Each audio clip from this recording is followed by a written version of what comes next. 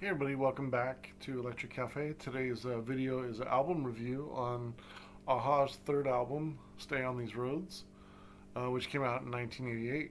We're going to jump right into it and go song by song and give a review on each song and then do an overall review and score on the overall of the album. So the first, and I'll probably give some critique on Aha as we go.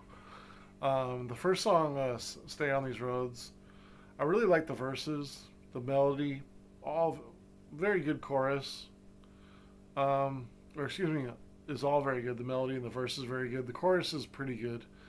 I feel like it kind of takes away a little bit from it. I don't know if it should be the first song on the album. Maybe it been a little bit better, kind of tucked into maybe sort of the middle to the later album, but even though it is a single, do feel like it's kind of maybe shouldn't have kicked off the album. I think there's some, but I mean, is there a better song to start out the album? I don't know, but I mean, it just seems like it's an interesting way to start out the album. I don't know. It just seems like more like a not like a B-side song, but it just seems like more of a deeper song to be even a single, let alone be on the first song of the album. But I really like it. It's a very good song for sure. 3 stars. Second track, "The Blood That Moves the Body." It's okay. The verses aren't bad. It's a little corny. Sounds are okay. Sort of reminds me of Living Daylights later on the album. The strings, etc. It's a good song though. I got 2 stars. Um, Track 3, "Touchy." Ugh. Rough in so many ways. Trying too hard. And don't get me wrong, I'm used to Aha's corniness. Like I know Aha really well from their first album through their Memorial Beach. I know those all those albums really well, and so I'm used to a good amount of Aha corniness. But this is on another level, and this is where I feel like they're trying too hard to make a hit, trying too hard to make another Take on Me. Um, this is a really rough song. I gave it a half star, you know. But yeah, I mean, there's some really rough songs on this album. Trying too hard. That's kind of the theme of this album. Um, and I'll kind of touch on that on the last part probably. Track 4 is my favorite song on the or my second favorite song on the album. "This Alone Is Love." Smooth keys, keyboards, bass, guitar, sung well, melody, chorus. It's underrated in their discography, in my opinion. It almost sounds like a smooth version of "Sun Always Shines on TV." It's kind of like on that level of a good song. It might go on a little too long, but I mean everything about it is really good. I don't think anybody who likes Aha doesn't really like the song. It's just I think it's kind of underrated in their discography too. Track 5, "Hurry Home." I like the instrumental, the backing vocals. Well, I'm sorry. I like the instrumental. It's a solid instrumental. It's got a good driving beat. The bridge is okay. The background vocals are cheesy. Wow. It starts to sound like a church song. It's really corny. I'm trying to read my notes and just be blunt about it. Um, it starts to sound like a church song. It's like, "He's doing right, he's doing right, he's doing right, he's doing right," and you're like, really? This is Aha? This is not good. Not good. Not good at all. I give it. I give it a half star. I did like the beat and the instrumental. It's not bad. Bridge is pretty good if you know "Hurry Home." The bridge is pretty good. It kind of has that driving kind of Aha sound, but man, that chorus and the ending is really rough. Then track 6 kind of gets back on track. "Living Daylights" is solid. The way he sings it, the verses, the keyboard, bass line. The chorus loses a little bit of steam for me. Of course, it's got the James Bond horns in it, the which like View to a Kill had in it, and other seems like James Bond theme songs has horns in it for some reason. There's another one that's kind of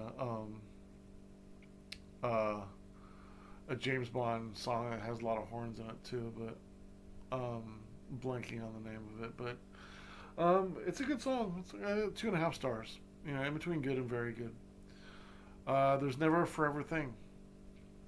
Aha is really good at doing these little ballads, and I think this is what progressed their career to have such a good career. It's sad that Aha is known as a one hit wonder because they really aren't. I mean they've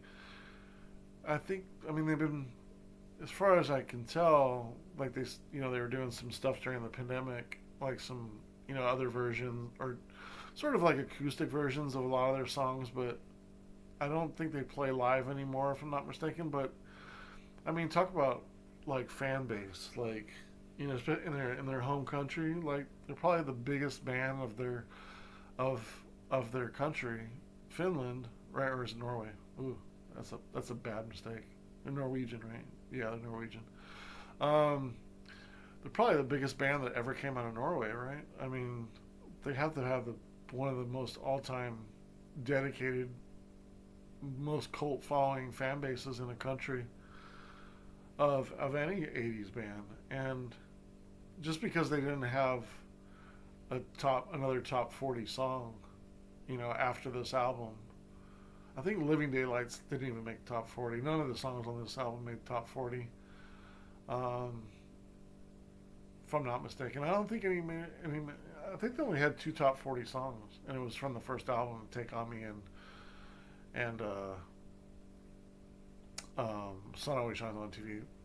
Train of Thought may have made the top 40, if I'm not mistaken. But in UK, I mean, they must have 20 top 40 songs, and I think they had probably like 12 albums. Just kind of sad that they thought I was a one hit wonder. Like, but what I was getting back to about There's Never Forever Thing. So it almost seems like after starting on this album, maybe even on their first album, because I think of like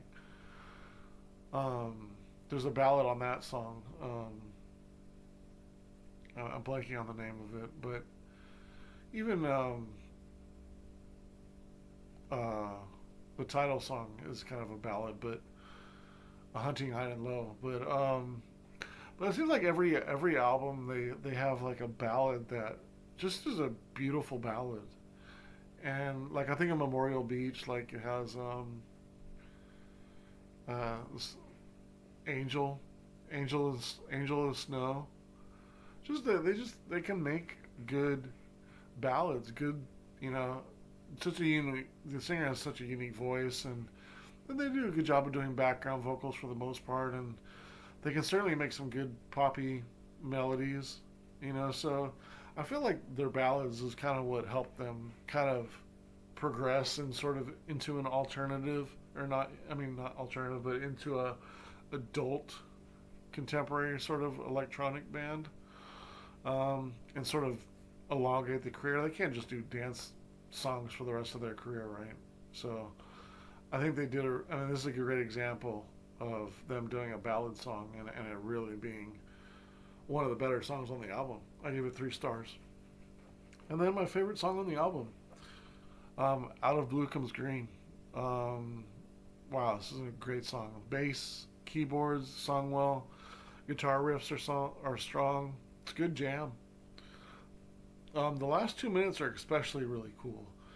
It becomes kind of like funky and melodic, and sort of breaks down and builds back up, and has some good like percussion parts, and some kind of funky bass line like riffs, and it's just a great jam. It's pushing like 6.5 minutes. It's just a really good song. It almost has a little bit of I wouldn't say jazz, but it has like a little bit of funk in there, and it sounds like they're actually in a band. It doesn't sound like a keyboard band or a keyboard act with like a guitar. It actually sounds like they can make a good rhythm. They can make a good jam. and it's really strong. 4 stars. It's an excellent song. I really love it. Last two songs are really rough, really rough. You Are the One. I gave it a half star, and You'll End Up Crying. I gave it 1 star. Okay. So I couldn't even I didn't even say anything about them. I think I was just really disappointed. I mean, I've heard of this album quite a few times, but it's different when you rate it, and then you're like, I forgot how bad some of these songs are on this album. So when I think of the good, there's a couple of, you know, there's a couple of good songs for sure. This Alone Is Love, Out of Blue Comes Green, a few good supporting songs. Stay on These Roads and Living Daylights are good songs. Good ballad in There's Never For Everything. So those 5 songs are really good. The other 5 are the opportunity for sure. So half the album is rough. You know, the opportunities I think there was too much pressure to write hits on this song. Like it was kind of like they had Take on Me, right?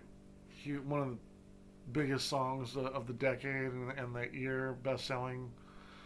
And they went to Scoundrel Days and they didn't have a hit. And so then this time on this album, it seems like they tried even harder.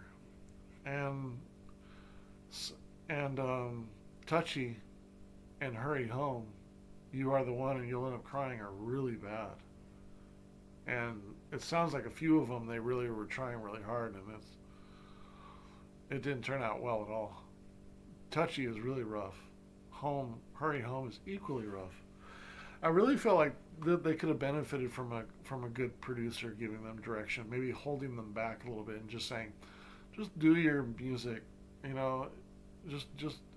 And I feel like almost like they were embarrassed or like trying to become a more, not just a keyboard band and sort of being pressured into maybe wanting to do more and it's funny. It's just like, okay, you're a keyboard band for the most part. Yeah, you got a guitar and maybe a bass, but that's fine. Like, but maybe they just wanted to do more, but it's just a lot of it didn't work. Now, when you fast forward it to like Memorial Beach a few years, and they sort of perfected this song, maybe perhaps, but then they don't have any dance music. Then it's kind of the opposite, where like, okay, you did some ballads and some okay rock songs, but now there's nothing danceable about it, and that's the total opposite extreme. So so that album, I remember when that album came out, I got it on cassette, Memorial Beach '93, and I was like,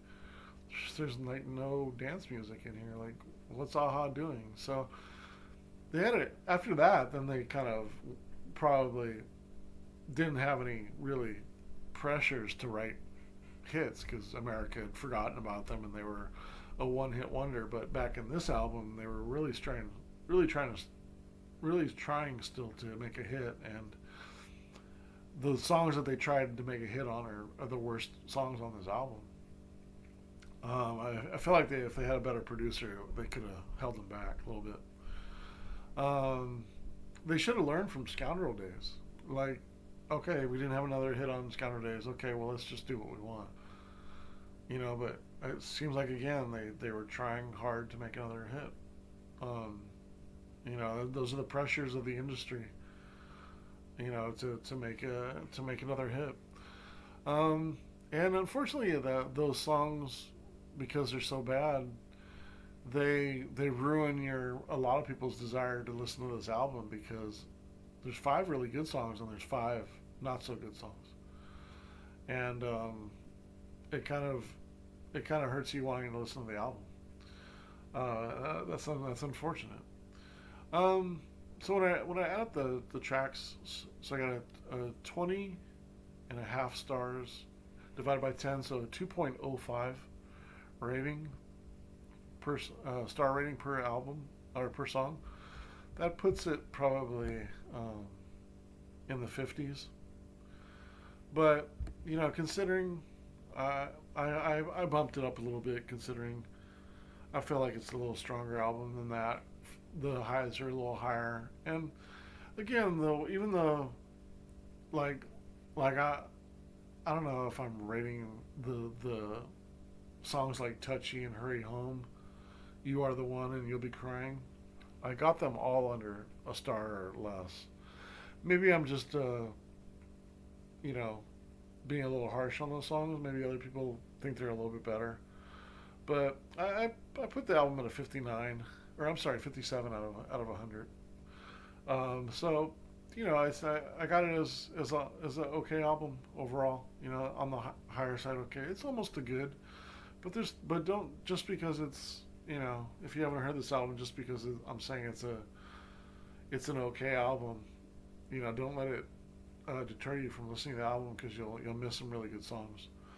Um, Aha is a very talented band. I really like Aha. Every album they've come out with, I've liked quite a few songs off of every album. But there's always a couple of songs on there where you're just like it doesn't work. Like it's like they're trying too hard to make a pop song or a catchy song, and unfortunately, back in these days, it's not just a bad song. It's like they're trying to make a gimmicky teeny bop dance song because they're so, you know, I mean they were like good looking, and you know, I mean they were like all on the kids magazines and girl magazines and stuff like that, and it's just they're just kind of like, I mean, Touchy is like a bubblegum song. Hurry Home has a serious bass line and a good groove.